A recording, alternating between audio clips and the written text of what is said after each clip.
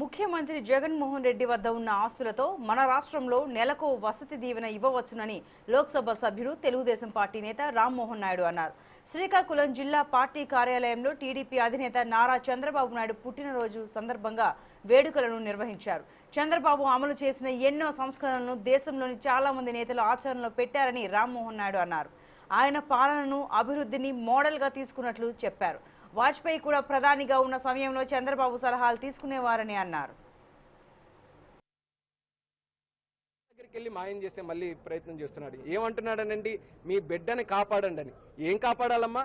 ఆంధ్రప్రదేశ్ రాష్ట్రంలో, ఇది భారతదేశంలో అత్యధిక ధనికుడైనటువంటి ముఖ్యమంత్రి ఎవరు లిస్టు తీస్తే 500 కోట్ల దాటి ఆస్తులు ఉన్నటువంటి ముఖ్యమంత్రిగా జగన్మోహన్ రెడ్డి గారు ఉన్నారు. దరిదాపుల్లో కూడా ఏ ఒక్క ముఖ్యమంత్రి లేదు భారతదేశంలో.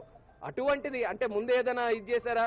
మరి కేవలం రాజశేఖర్ రెడ్డి గారు ముఖ్యమంత్రి అయిన తర్వాత ఇన్ని డబ్బులు సంపాదించుకున్నటువంటి వ్యక్తి ఈరోజు ఏమీ లేదు నాకు కాపాడండి అని పేదవాళ్ళ దగ్గరికి వెళ్తున్నారంటే ఎంత మోసం చేసే ప్రయత్నం చేస్తున్నారో ఒకసారి గమనించండి.